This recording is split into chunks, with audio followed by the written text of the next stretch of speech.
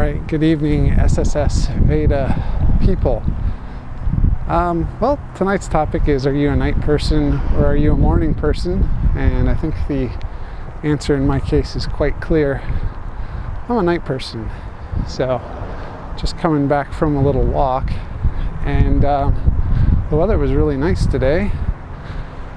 I changed the hummingbird feeders, but I don't have any hummingbirds to show you yet. So, anyway, we'll just leave it, leave that for a future vlog.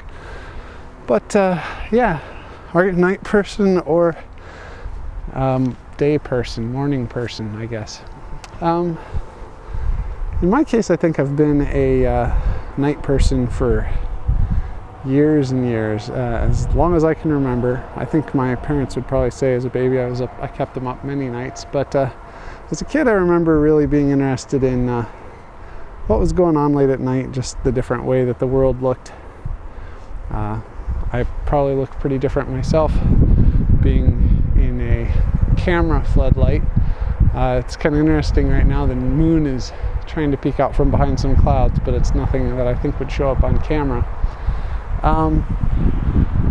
Yeah, I remember staying up. I really liked staying up. There was a PBS station growing up that didn't do 24-hour broadcasts, so they would sign off late at night every night, so I liked to stay up for that. Also, a lot of times, sometimes news would be going on. I remember when Voyager passed Neptune, and so they had special live coverage of, I had to wait until about 4 something in the morning just to see if they received a signal that the pass had gone well and it had gotten the images that they'd hoped, and they still had to wait a long time for those images to be transmitted back, so we weren't really going to see anything right away. But yeah, I was also looking at an interesting article. I'll link it in the description, but it was an article in Psychology Today about night owls, and it was talking about the intelligence differences between night owls and morning larks. And essentially they had some theories about that. They said that since indigenous peoples, they didn't stay up very late at night, throughout recorded history, there weren't really a lot of instances where there was mention of a lot of nocturnal stuff going on. There was a little bit of singing and dancing and stuff like that after dinner, and also a little bit more activity. People were chatty if the moon was full, but really not much going on in primitive cultures. And so I guess the psychology researchers, I guess there was a theory that more intelligent people do more novel things. So in this case, novel would be staying up at night when humans had not stayed up at night previously. So anyway, it's a really interesting article. They talk about the theory behind what they were exploring and how they researched it, and then also how they tested it, which is they took a large sampling of people that had known IQ scores from IQ testing, and then they looked at when they went to bed and that kind of thing. So it was pretty interesting. I kind of wonder also, the result from their studies were that nocturnal people were more intelligent, and essentially, well, I won't say that. Their results were that intelligent people stayed up later. But they also talked a little bit about how people can control, whether or not they're nocturnal or not. So, if you had a job where you had to be up in the middle of the night, it might be easier for you if you're genetically predisposed to doing that. But, you could probably do it if you trained yourself to. I'm not a morning person, but at one point I had a job where I had to help a guy migrate some databases, and he got to work around 4 in the morning, and so he cut me some slack and let me get to work around 5 or 6. And one of the interesting things I saw there is that previously I'd had like normal 8 to 5 kind of hours, and I'd arrive, and there was this kind of group of early morning workers that would come in, who knows when they came in, but they were busily working at 8 a.m. when I walked in. And then they'd leave around like 3 or, early afternoon. They'd leave for the day because they'd put in their 8 hours.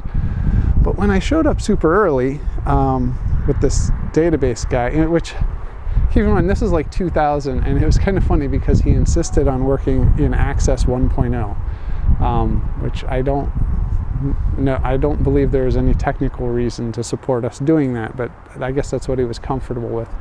So we were using really old software. It was really early in the morning. I'm not a coffee drinker, so it was kind of unpleasant, but it kind of got me. It's one of those things where you do the job and it gets your foot in the door and you get to move on to other things. But anyway, I'd go in and super early, and what was interesting is that these early morning workers, they would pretty much screw around, read the paper, have breakfast, talk with each other and stuff for several hours every morning until about 15 till 8, when the other people were starting to come in. And then they'd busily get to work, which after I've been at work a couple hours, I tend to hit my stride as well. And that, that's another thing I think is kind of interesting, is I know a lot of software developers who are night people, and it just doesn't make a sense. Like, if I were hiring software developers, I would try and find out when they are most productive, and I would try to make sure that the time of the day that I was paying for them to work on my projects was the time of the day where they were most creative, most productive, their best times. But I tend, like, if I have a long holiday break, I tend to settle into a schedule where I wake up probably around 10 a.m. or so, and then I might stay up until like 3 or 4 in the morning every night or something. And I just think it's kind of interesting that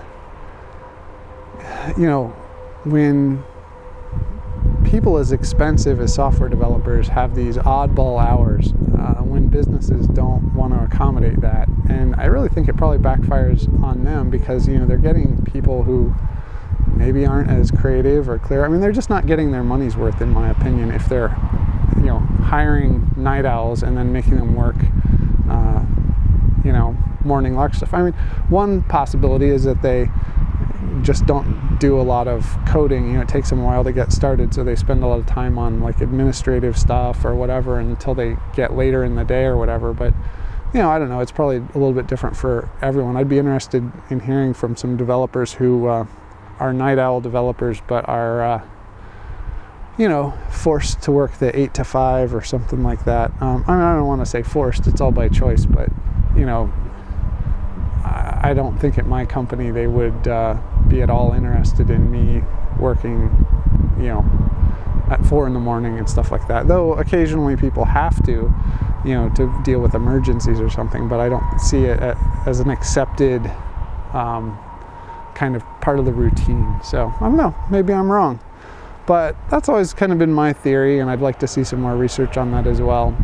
So, but anyway, I'll put the link to the Psychology Today article in my description, and be sure to like and subscribe, and of course comment on this. I'd love to hear your comments on it, and I look forward to seeing which of my fellow SSSVEDA participants are morning larks and which ones are night owls. So thanks for tuning in again, and this will be published in the morning, so see you all in the morning.